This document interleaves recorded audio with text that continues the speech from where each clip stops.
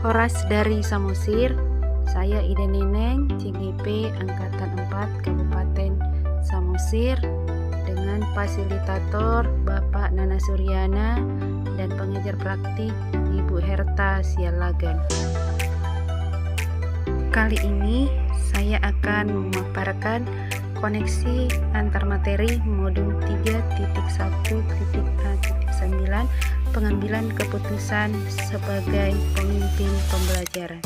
Pendidikan menurut Ki Hajar Dewantara adalah proses menuntun segala kekuatan yang ada pada anak sesuai dengan kodratnya, agar mereka mendapatkan keselamatan dan kebahagiaan baik sebagai individu maupun masyarakat.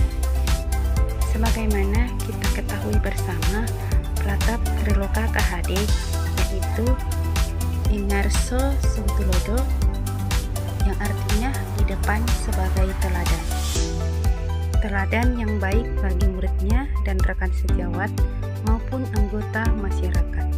Guru dalam mengambil suatu keputusan sebagai pemimpin pembelajaran harus dapat menganalisis, juga mempertimbangkan matang-matang, karena keputusan tersebut akan menjadi contoh bagi murid-murid, rekan sejawat, dan anggota masyarakat. Muhammadiyah Mangunkarso, yang artinya di tengah sebagai motivator atau pemberi semangat. Maka guru juga harus mampu mengambil keputusan-keputusan seperti mengambil keputusan dalam menggunakan teknik dan media mengajar yang bagaimana yang harus digunakan agar pembelajaran berpihak pada murid dan mampu membangkitkan karsa, semangat, dan kemampuan muridnya. Tutwuri Handayani, yang artinya di belakang memberikan dorongan. Dorongan atau dukungan kepada murid untuk mengembangkan potensinya, maka guru harus mampu mengambil keputusan dalam hal membuat proses pembelajaran dan kegiatan sekolah agar dapat mendorong kinerja atau potensi murid berkembang sesuai dengan minat, profil, dan kesiapan belajarnya. Nilai-nilai yang tertanam dalam diri kita tentunya berpengaruh kepada prinsip-prinsip yang kita ambil dalam pengambilan suatu keputusan. Ada 3 prinsip dalam pengambilan keputusan, yaitu 1. Prinsip berpikir berbasis aturan. Ketika suatu keputusan diambil berdasarkan prinsip ini, yang dikedepankan adalah nilai kejujuran, nilai disiplin, dan nilai tanggung jawab. 2. Prinsip berpikir hasil akhir. Suatu keputusan yang diambil berdasarkan prinsip ini, yang dikedepankan adalah nilai-nilai penghargaan akan hidup dan masa depan, nilai-nilai mengutamakan kepentingan orang banyak, atau nilai gotong royong. 3. Prinsip berpikir berbasis rasa peduli. Suatu keputusan yang diambil menggunakan prinsip ini, yang dikedepankan adalah nilai kasih sayang, toleransi, kesetiaan, dan empati. Dalam kegiatan terbimbing yang kita lakukan pada materi pengambilan keputusan, peran fasilitator dan pengajar praktik sangat membantu saya berlatih untuk mengevaluasi pengambilan keputusan yang telah saya ambil. Apakah keputusan itu berpihak pada murid, sejalan dengan nilai-nilai kebajikan universal, atau dapat dipertanggungjawabkan.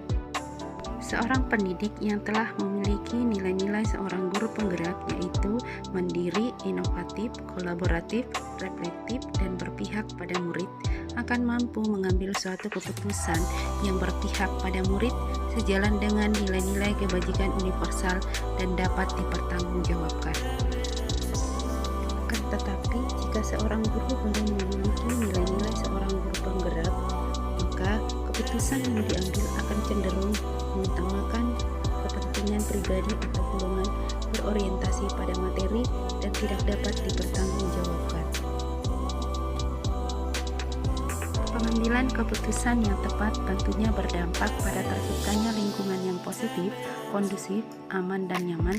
Maka untuk bisa mengambil keputusan yang tepat harus mempertimbangkan beberapa aspek, yaitu yang pertama, 4 paradigma dilema etika, yaitu individu lawan masyarakat, rasa keadilan lawan rasa kasihan, kebenaran lawan kesetiaan, dan jangka pendek lawan jangka panjang.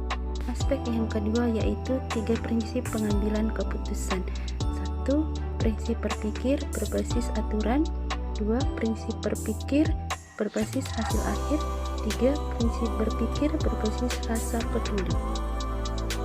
Aspek yang ketiga adalah 9 langkah pengambilan keputusan. Yang pertama, mengenali nilai-nilai yang bertentangan. Kedua, menentukan pihak-pihak yang terlibat. 3. Mengumpulkan fakta-fakta yang ada. 4. Pengujian benar atau salah. 5. Pengujian paradigma benar versus benar. 6. Melakukan prinsip resolusi. 7. Opsi trilema. 8. Membuat keputusan. 9. Melakukan refleksi dan mengambil pelajaran dari keputusan yang sudah diambil.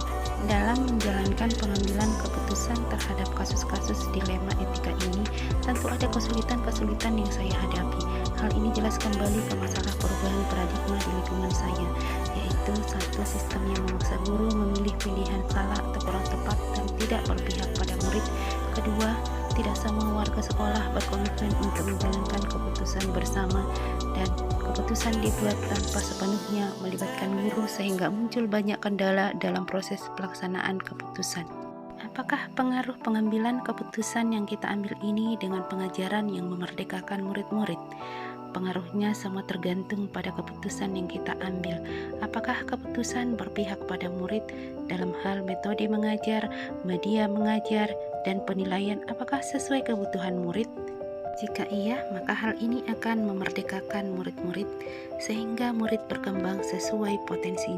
Sebaliknya, jika keputusan tidak berpihak pada murid seperti metode dan media pembelajaran dan juga penilaian tidak sesuai dengan kebutuhan murid, maka merdeka belajar tidak akan terwujud dan murid tidak berkembang sesuai potensinya.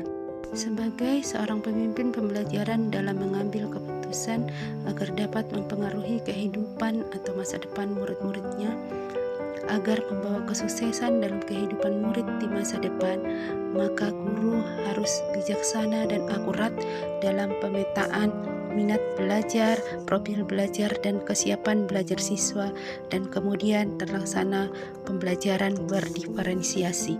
Bob Talbert mengatakan, mengajarkan anak menghitung itu baik, namun mengajarkan mereka apa yang berharga atau utama adalah yang terbaik.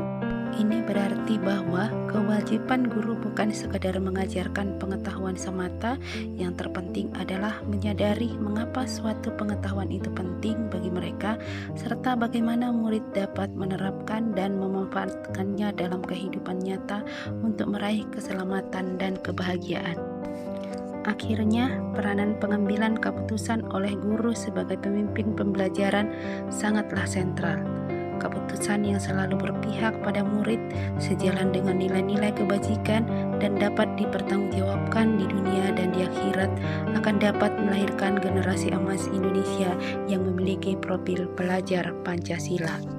Sekian pemaparan koneksi antar materi modul 3.1 dari saya. Terima kasih, salam dan bahagia. Horas, Horas, Horas.